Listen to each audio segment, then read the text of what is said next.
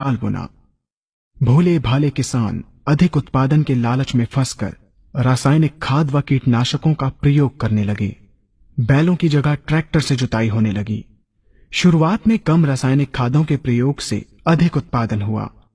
धीरे धीरे रासायनिक खादों के प्रयोग के कारण भूमि की उर्वरा शक्ति क्षीण होने लगी, जिसकी वजह से उत्पादन घटने लगा तथा फसलें कमजोर होने लगीं।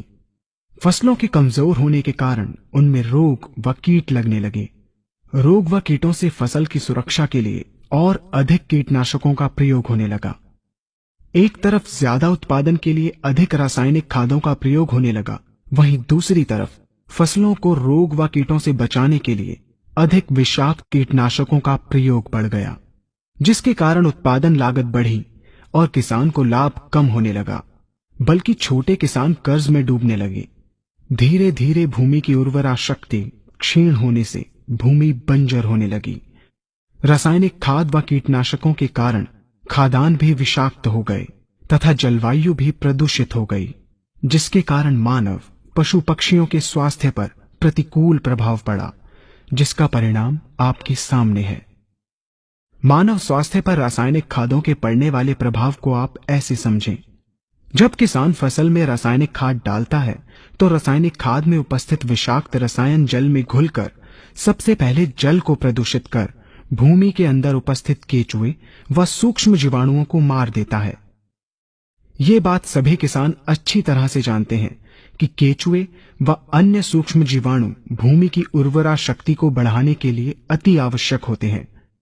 विषाक्त रसायन के कारण इनकी मृत्यु हो जाने से भूमि की उर्वरा शक्ति नष्ट हो जाती है तथा भूमि कठोर होकर बंजर होने लगती है।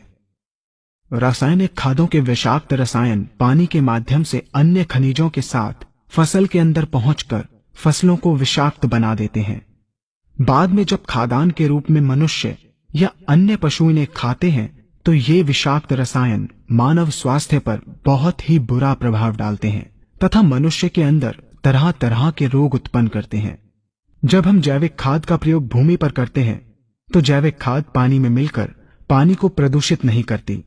जैविक खाद भूमि के अंदर उपस्थित उर्वरा शक्ति को बढ़ाने वाले जीवाणु तथा केचुओं की संख्या को तीव्रता से बढ़ाती है, जिससे भूमि की उर्वरा शक्ति बढ़ती है तथा भूमि छिद्र युक्त एवं भुरभुरी हो जाती है, जिससे वायु और प्रकाश भूमि के अंदर गहराई तक प्रवेश करते हैं, जिसके कारण भूमि में तापमान एवं आर्द्रता का संतुलन बना रहता है और फसलें मजबूत होती हैं। जैविक खाद में विद्यमान तत्व खाद्यान्न के माध्यम